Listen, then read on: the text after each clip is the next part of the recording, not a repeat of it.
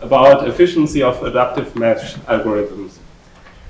Yeah, so this is actually a work in progress. So this will not be a fully fledged, nice kind of perfect presentation like we saw yesterday. It will be more like a work in progress and several suggestions. So yeah, let's start with that. I want to recapitulate one thing that I showed you in my first presentation. So one of the reasons why we want to use adaptivity often is that we either are not able to resolve certain processes because we are limited in computing resources, or because we want to accelerate the computing time for a given kind of error that we expect in our computations. And so the question though was, can this really be achieved? And in order to make up kind of a mind setting for that, I created this small example of, or this small experiment of thought.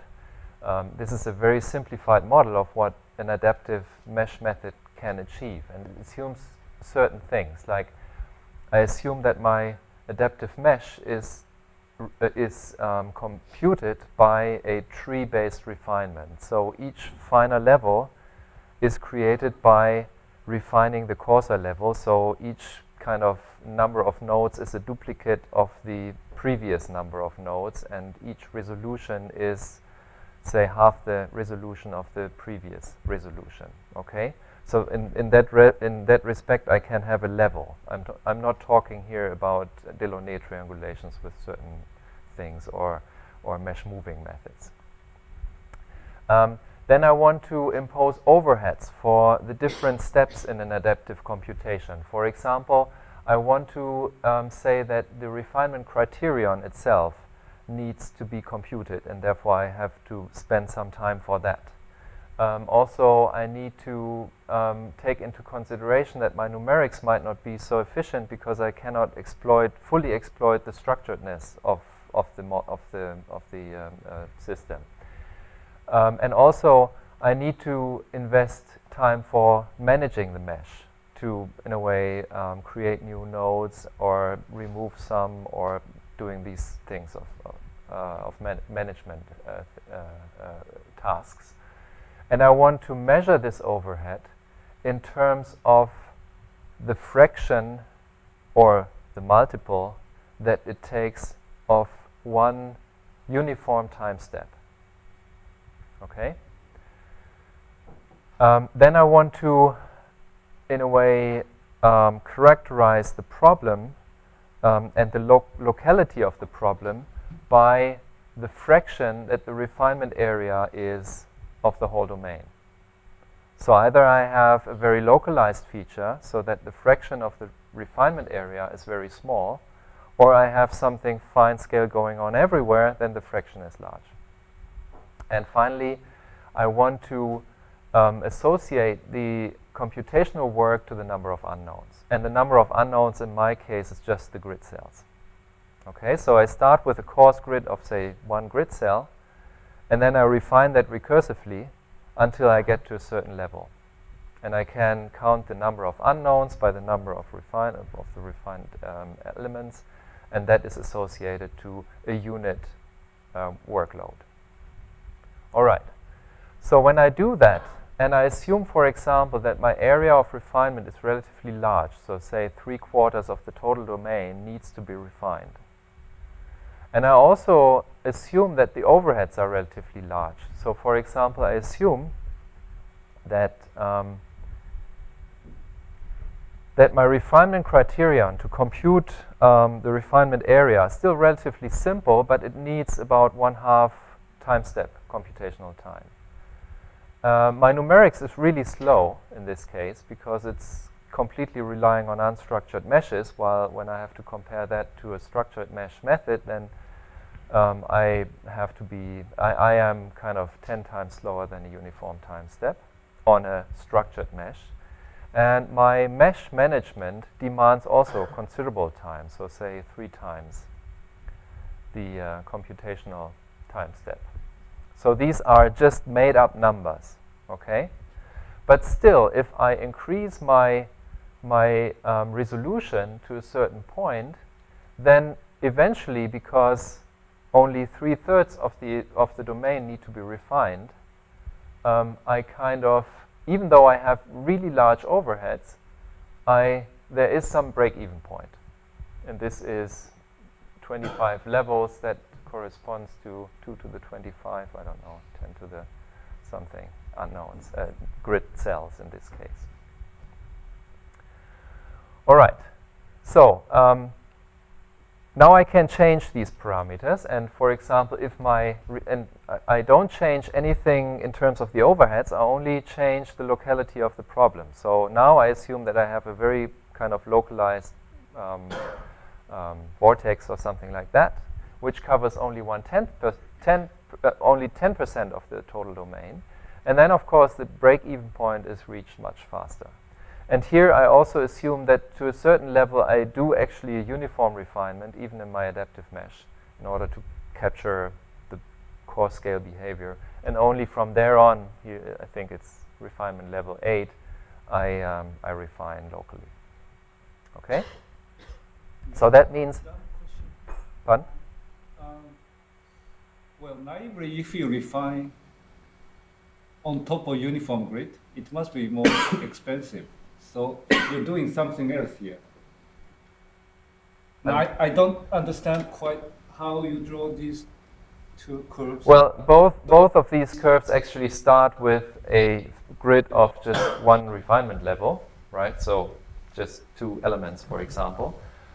And then the uniform refinement does not have any overhead, so that's my benchmark to a certain extent, and I refine it until I reach some kind of. So this is the number of unknowns, 10 to the 7 somehow here, a little bit more than 10 to the 7 unknowns with 25 refinement levels. So let's assume that would be my uniform fast computation that I have to compare with. Now I try to come up. Let's see if I have to readjust the monitor. I know, but I don't want to have this reoccurring. It's 60 hertz.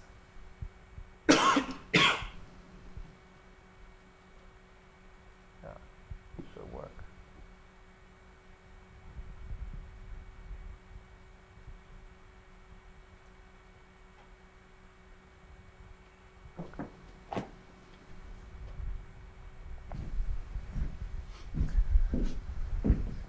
So this is kind of my benchmark, and now I design a new scheme which has an overhead because I do it more intelligently, but in order to use this intelligence I need to invest some computational time, and so I want to see whether I can really beat that original highly optimized method, right? And of course I can beat it because now I use much less unknowns for the same kind of accuracy, at least in this refinement area. Yes? So just so I understand, If you have your area of refinement is 1/10, shouldn't the most you gain be a factor of 10? No, that depends on your resolution. So if you Okay, so that's what I'm not understanding, because my You have theory a- is that 1/10 of the domain is at the same level of refinement as the uniform mesh. and the rest is at a very coarse resolution, and Say that 0. So then, don't I have 1/10 the number of unknowns in the adaptively refined mesh as in the uniformly refined mesh? good question. So I mean, this is actually, a, this is I've a gotten exactly that. this is a tree-based algorithm. So maybe I Is that 1/10 of I didn't- every Is it a time? 10th to the power 3? Was it a 10th to the 25 if you refine 25 times, don't you?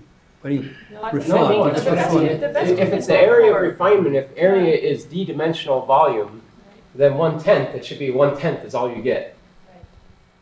You'll get less because there is overhead. No, Well, no, that's- maximum. Yes, I mean, yes, upper the bound, maximum that you we would- cap the upper bound, but it's more than, it's like 3 orders of magnitude there, which looks more like 1/10 cubed. So But is that Then it's you not just- completely true, because the number of unknowns does not. I mean, the number of unknowns, especially when you have 2-dimensional, 3-dimensional computations, grows faster than the area. right? It grows, for example, if you have 2 dimensions, then it grows like square of the area. No, the Doesn't square matter. of Because it's square the of area. linear dimension. Square is the linear Square of dimension. that's true. So if you refine p% of your domain, regardless of whether it's 2D or 3D, then the most you can expect is a speed up of 1 over p. Yeah, that's Of the true. refined. So maybe I have to rethink my model. Actually, I think what happens here is that you see the whole tree. So I probably didn't take out the coarser levels, right? Uniform. No. So what I do here is I count all the mother elements as well when it comes to the refinement. But that just bounds you by a factor of 2 or less in multiple space dimensions. right? Yes, but that's what you see here. That's why that bends. Okay. Well, I mean, this is the number of cells, and let's see. It should also grow linearly, right? That's what you claim. If I see area of refinement as 1/10, then I think of it as 90%. We can say, let's say it has 0 work compared to the uniform mesh. Then it should be 10 times faster. Yeah. Yeah, but it must Sure, you're go not somewhere. applying your refinement factor at every level of refinement, so you end up with 1 over 10 to the 25. Yeah, that's probably true. And the So more and the more levels you take, the higher the dimension, the faster, the more likely you are to reach that optimal kind of speed up. I don't have any problem with that. No, I just have a but problem with the 3 orders he has a of problem with the different kind of slopes of with the of final this. result. Yeah, he has a different algorithm in it, isn't it? For the No, that would, uniform- everything he put in would count against the adaptive refinement. So let's assume that all that's at 0 and it's at uniform. Suppose the adaptive was as fast as the uniform. I'm just trying to understand the No, model. you're right. In principle, so what happens here, probably the model is not completely true. So what happens here is probably that in each refinement step, I only refine 10% of the elements. So in the end, this is much less than 10% of the total area. 1/10 to the 25th is coming from Yeah. Okay. Yeah. So Yeah, probably yeah. That's what happens here. Okay, Yeah. So I have to. understood. Okay. Understood. Sorry. Got it. I think we're. Sorry. Yeah. No, that's fine. That's good. That's a good hint. Yeah. So I have to revise that. But somehow that contradicts the findings that I have with. Well, I mean, you would The other normally, things. normally it would be recursive because you wouldn't just, but you've got to think what the proportion of your final area is, and then you go down in smaller steps, probably, Right. so that Yeah. that to the prime factor of the 25 was equal to your 10% if that's the area of your finest grid. Exactly. Yeah. That'd be a natural way to try to get there in a simple model. Yeah. So this stems from the idea that we had when we started this project, where we wanted to resolve cloud boundaries, where the idea was that the cloud boundary is actually a lower dimensional manifold in this Right, three-dimensional right, space, right. and therefore you have an order reduction. Sure. But if you have this fraction here, then that's not true, because that's the same kind of, it's just a You smaller. just need to relabel alpha and you're good to go. Yeah, but then yeah, okay. So thanks a lot for the hint. All right. So anyways, but I could also, in a way, compare the original area that needs to be refined, but now change the parameters of my efficiency. So if I only spend, like, say, assume I have a numerical method that works as fast on my refinement on my adaptive code than it does on a uniform code. So let's assume we can design a code that is actually unstructured as fast as structured. Or no, I should say that this is a structured problem, so maybe I can exploit the structuredness of that. And I'm as fast as the uniform code, but still I have to invest something on managing the grid, and still I have to invest something on refinement. But for example, the refinement here, do that simulation with the least number of DOFs. That is what we can see here. Now, of course, this kind of efficiency depends heavily on the size of the high resolution domain, as I said before, So if everything needs to be refined, we will not have any gain from adaptivity. And of course, it also depends heavily on the efficiency of the refinement criteria. Because if I don't capture that, I will not be, even if I reach highest resolution in some areas, but I don't capture those areas that are important for my high resolution, then that will not be very efficient. And so that always needs to be taken into account, and you will find that on many of the slides, just because I think it's so important. But I won't repeat it every time. And here's a simple example. The course level for my adaptive run is always level 8, and the fine levels are between 10 and 18. So the resolution increases, so that's also, the uniform level is also level 10 to 18. That means the resolution goes from 10 to the minus 1 here, so 0.1 until 0.005 or something like that. Okay, in terms of a uniform kind of this basin type of thing. And the number of unknowns obviously increases linearly with this resolution in the uniform case. But in the adaptive case, it does not. But I think here you see exactly what you talked about before. So if I have a relatively coarse resolution, then so if the ratio is very small between the fine area and the coarse area, then due to the fact that I always have some kind of halo region where I have this smooth transition between those two grids, the difference, the scaling here in terms of resolution is still very steep, because as soon as I refine, I give up some of the halo region, because the halo region also shrinks. Therefore, the fine resolution area actually relatively shrinks during these refinements. But at a certain saturation level, these two slopes, in a way, become the same. Yeah, so I guess my model is really flawy. Here they're becoming pretty close, right? Yeah. Added one more segment, it might be parallel. Well, it will probably, yeah, more or less, right? Yeah. Yeah, and then you see just the fraction of the domain that needs to be refined, right? I agree. Come on. Finally.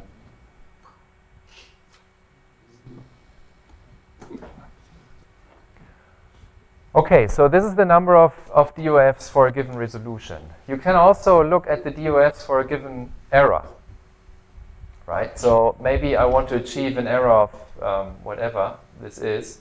Don't look at the numbers here. And I have a number of DOFs.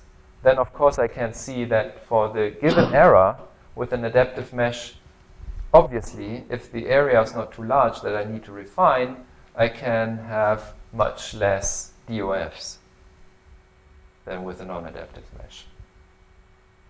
Okay, but the same applies here. It depends on the size of the high-resolution area, of course. This is just a small entertaining video in between that Andreas created to show you that actually these two resolutions are the same, and the adaptive mesh size, the adaptive mesh actually follows that feature, and so that is essentially the regime we are in here. We look at the same kind of resolution or the same kind of error, but we want to minimize the number of computations or the number of DOFs. All right. So here's, this is the advection test case, but I have to say that, oh, come on.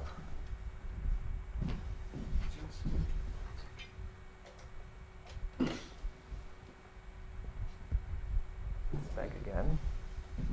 So this is from a paper of Levesque in the late 90s, I think.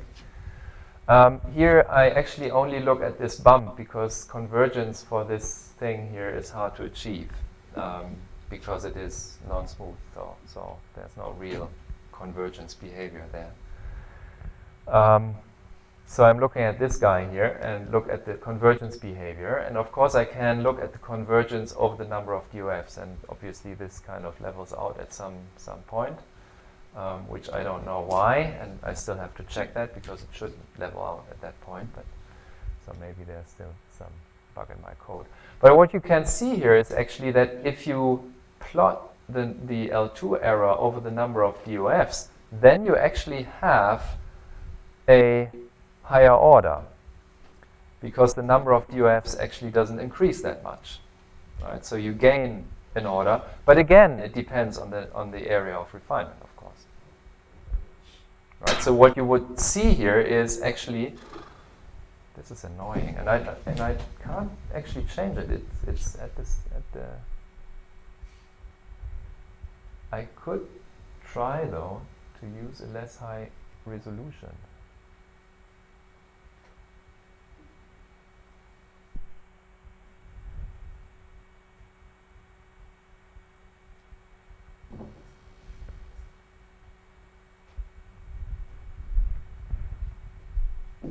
Okay, so this is convergence over number of DOFs. So this is a convergence-based metric. Another could be to look at an error for a fixed number of DOFs. And if we compare that, these are approximately 20,000 cells for a uniform mesh, and this is a non-uniform mesh where the cell number grows from 10,000 to 24,000. So on average, that has the same kind of cell number. But of course, you can achieve a much higher resolution here because the cells are concentrated around the feature of interest. Right? So qualitatively, you can achieve higher accuracy. All right, so these were the convergence-based measures, and now we can look at time-based measures. So for example, you could look at the computing time for a given resolution again, and that is closely related to the number of unknowns for a given resolution. But this is represented here again. So the finite element code, the adaptive mesh for a certain computation of the same resolution needs 15 seconds, while the uniform mesh needs 173. This is quite different for the DG method, although this comparison also probably not completely fair, since first of all the DG method is a low order method, so that's always not very advantageous for DG. The second thing is that I guess that I'm pretty more optimized in this case than the DG method is, since I don't know exactly what my PhD student does there in terms of programming. So, and I spend some time on looking how these things should run. So I don't want to blame her. It's just we have to. This is just again work in progress. I think though that the overall tendency is certainly true, that when you look at single node performance, that DG methods often are much slower than continuous element methods, and that is represented here. This will be the only picture of a comparison between the two methods. I actually wanted to do more rigorous comparisons of different methods, and I will work on that, but I didn't get as far as I wanted to in this program. All right, so now let's look at the computing time for a given error, and this is again a test case from advection. This is the bump, and let's assume that we want to achieve 10 to the minus 7 as an error measure. Then the adaptive run here only needs 6.1 seconds. That's for semi-Lagrangian advection, where the only cause for higher computational time is the spatial resolution, because we use that with the exact same time step, even though we have much higher resolution in the no, actually these are the same resolutions, but we use for all the resolutions that I tested, we use the same time step size there because it's unconditionally stable. So this is a large increase. The number of nodes obviously corresponds to these numbers to some extent. Well, not completely. So I guess what we see here is also some overhead due to cache problems, because this ratio is about 10 or 11, while this is much larger. Okay.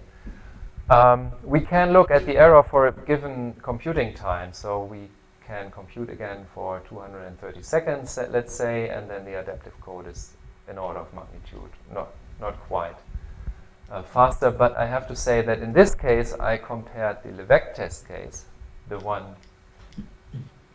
this one, where the slotted cylinder that is not smooth actually inhibits convergence farther than 10 to the minus 4 in the L2 norm.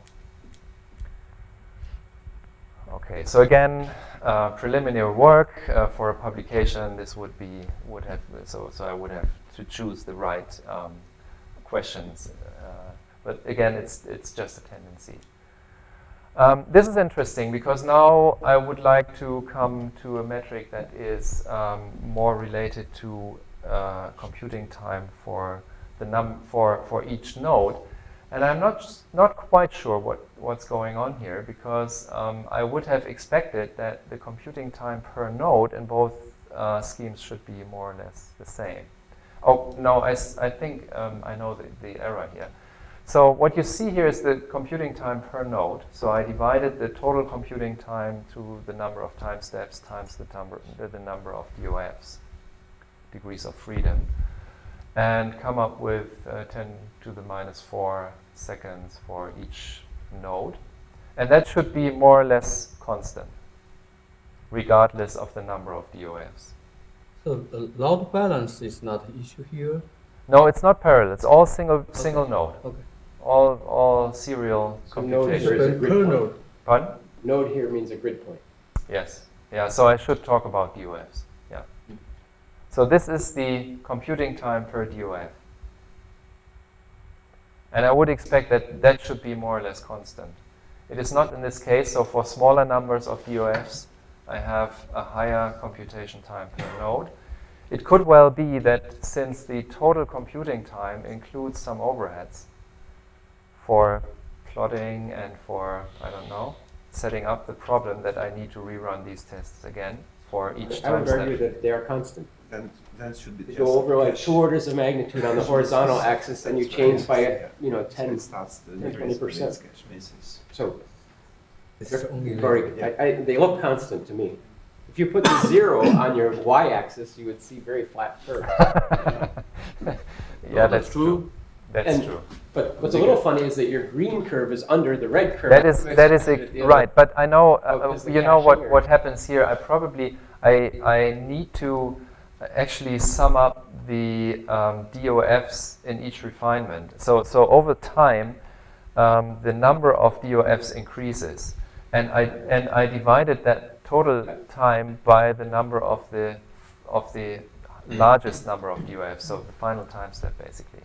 So I think that would kind of go up here. Yeah.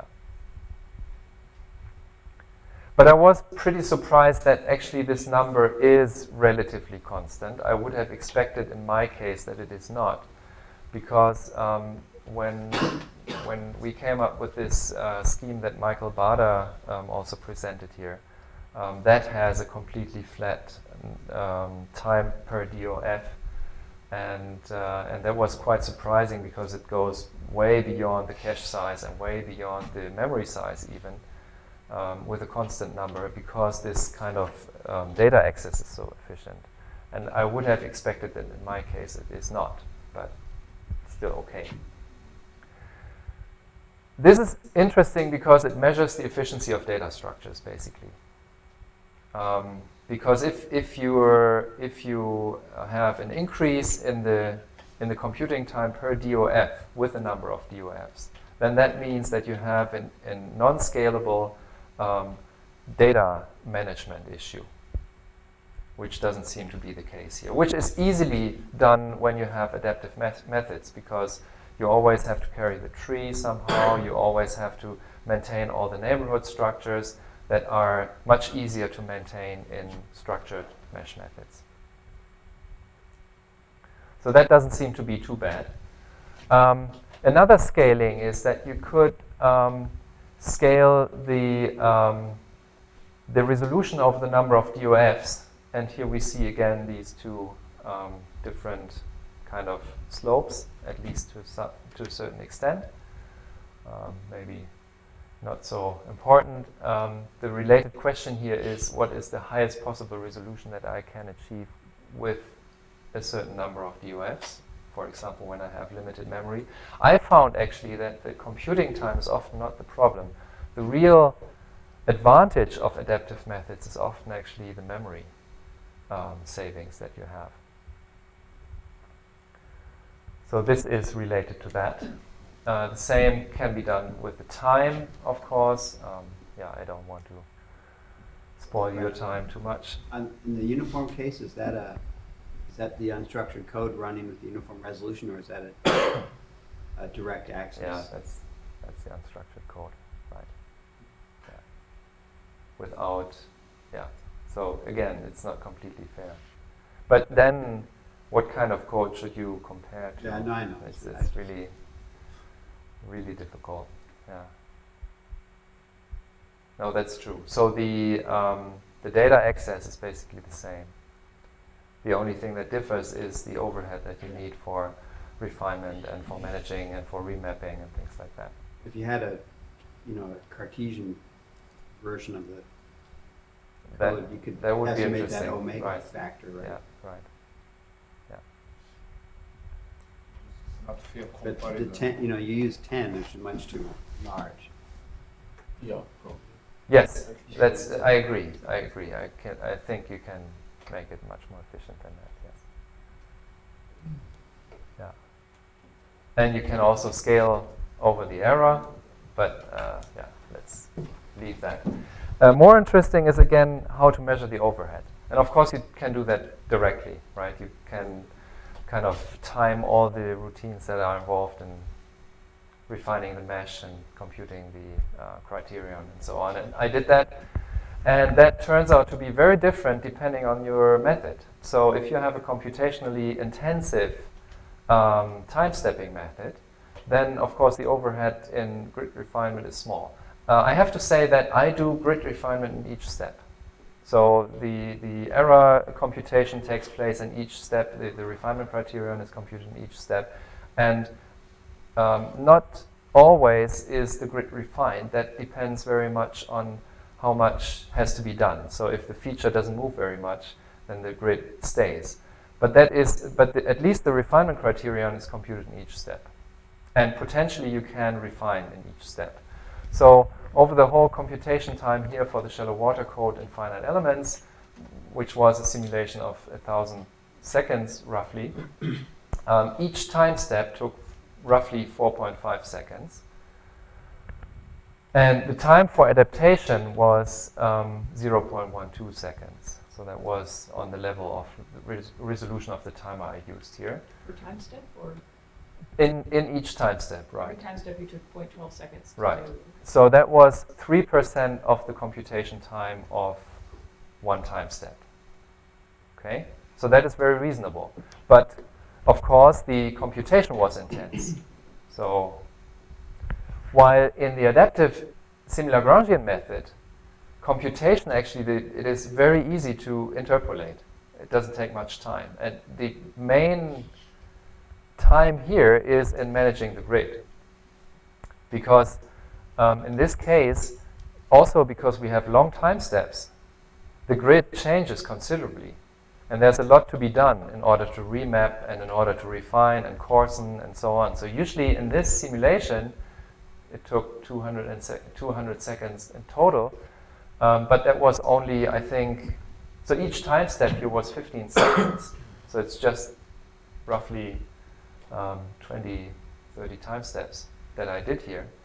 But in each time step, I have several iterations for computing the grid. So here, the overhead is really large, 70%. Right? But still, the total computing time for gaining a certain accuracy, as I showed you before, is good. It's still better to do adaptive mesh refinement, in this case, because you have a localized feature, than doing non-adaptive, even though you spend so much time in taking care for grid adaptation. What is the time step you use in both cases? You have coarse mesh and you have a refined coarse. Right. You use the same. In the semi-Lagrangians, yes, I do the same. And in this also, just a uniform time step. But in this case, I have a severe CFL restriction. So here, the time step is kind of restricted by the highest resolution. While in this case, I can choose the time step arbitrarily because it's unconditionally stable. So how about if you use a small time step for fine grain Here, in a shallower case? if I use that's what I do. Oh, so you mean I have a coarse time step for the coarse mesh, Right, and right. I can't do that now. But that would be, of course, even more advantageous. Yes. I think that may be save you some of the fraction of. Of course, yeah, of course, sure. Yeah, because that cuts the order also in the time dimension and not only in the space dimension, right? I agree. Right, okay, so these were all the kind of different things that I came up with and that I want to work on in the coming weeks. So I would like your input actually, if you have something that so the input was actually already quite valuable. I will abandon my small model or rework it. But I think the metrics, and I will also work on the metrics again in order to carve out the relevant questions that are related to all these metrics. But I think there are several that are useful. And so the question, though, is still efficiency with respect to parallelization. So I didn't work on that. And also efficiency with respect to cache efficiency, for example. That is something that I didn't look at too much yet. I mean, in the work with Michael Bader, we did that, but I didn't really work on comparing different methods in that respect, and also not comparing adaptive methods versus uniform methods in that respect. Could be advantageous, but I'm not sure yet. Depends very much, again, on how you organize your code. And so there are still several open questions, but that's what I want to show you. Thank you.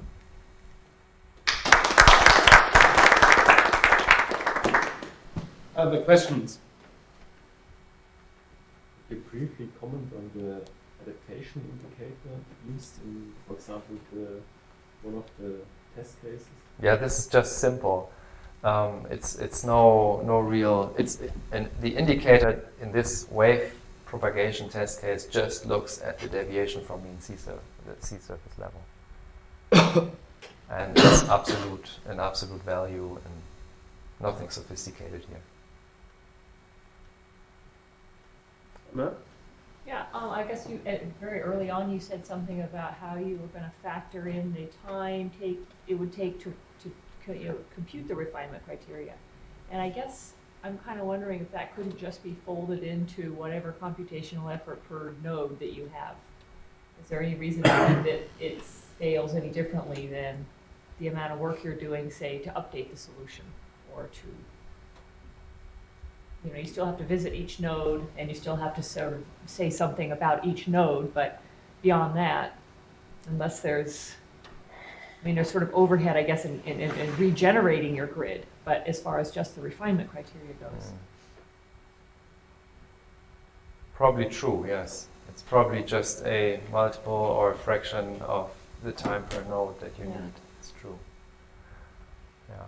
Although, when I look at these adjoint-based error indicators, that's a different story, because you have to compute, and that depends very much on what you do there. That you have to compute a forward run, a backward run, And you do that usually on coarser grids, but then it depends on the choice of the coarser grid and all this kind of stuff. And it also depends on the length of the kind of interval in which you look forward and things like that. So That's a whole different story. I'm Yeah. thinking more of sort of more local refinement criteria. right. So for the tsunami application, do you have a rough estimate of alpha? This alpha was the area that needs to be refined, the ratio. So in the tsunami application, do you have any idea if that's 10%, 1%? It changes, of course, very heavily. As you could see in this simple kind of rectangular basin, once the wave kind of covers the whole area, then basically, since you still have these small tail waves going on, you need to refine almost everywhere. But that also depends very much on your criterion and on your kind of refinement goal. If you just want to see the leading wave, then you can still coarsen quite a bit in the tail of the wave, and you could restrict this area. While if you want to see everything, then you have to coarsen it. And that's one of the reasons why I think it's so important to actually make these methods as efficient as possible, because eventually you want to be in the situation that you want to base your refinement criteria on physics.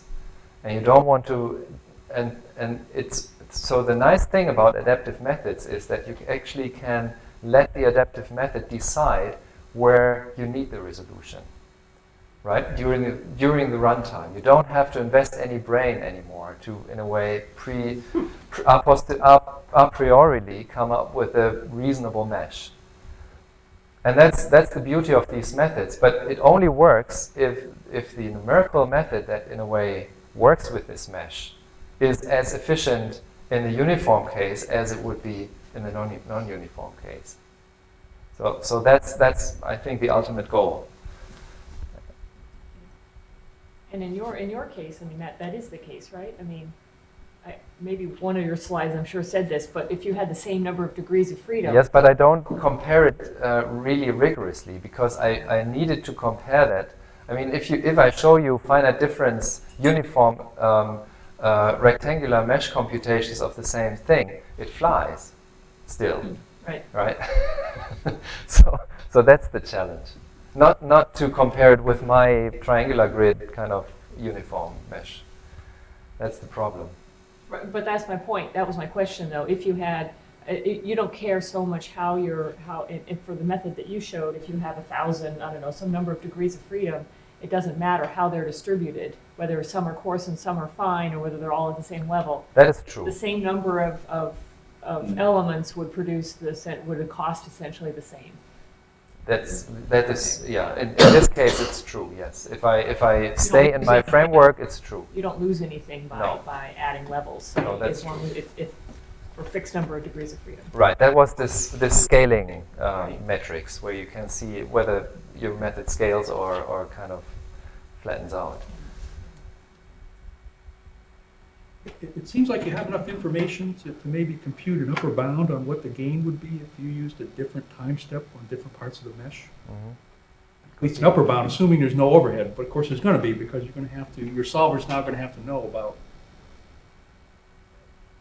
the difference in the time steps from one cell to the next. Yeah. But at least you could get an upper bound on Sure, what you could because expect to gain. Sure, because that's just another dimension, right? But without actually coding it up and trying to make it work. Yeah, but I think the overhead involved is not so. You can't really. I agree. That's why you want to do the upper bound. You want to do the upper bound. So And I think it's not going to be worth it. That's my opinion. You can compute a priori what is the exact number of degree of freedom that you need, what is the optimal time step, and you can obtain what is the optimal cost if you assume that the cost is constant. Yeah. But obviously you will never reach that. But you can compute an optimal upper bound based on the optimal refinement and the optimal local times. Sure. Yeah. I know on the static meshes, we're looking at fine to coarse meshes of about a factor of something order 10. Mm-hmm. And if we're covering about 10% of the domain with that very fine mesh, we know that more than half the mesh points are going to be sitting in that fine mesh region. Right. So at best, we'll get a factor 2. And so we usually put that low on our priority list of things to implement. And it's worth knowing before you go try to do it.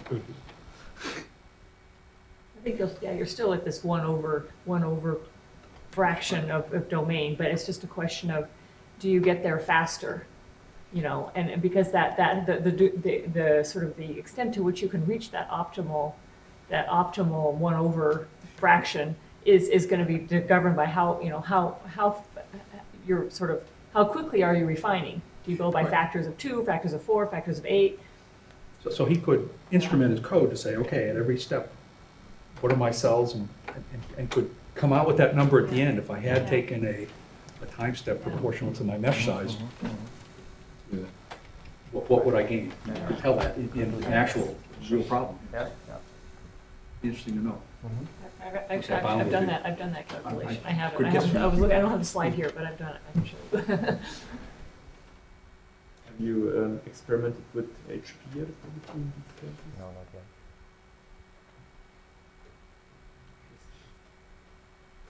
Further questions? Do you have some comment or idea when you implement on a parallel architecture with a distributed memory, how to handle the load balance, which is a big problem for? Yes, I have. Actually,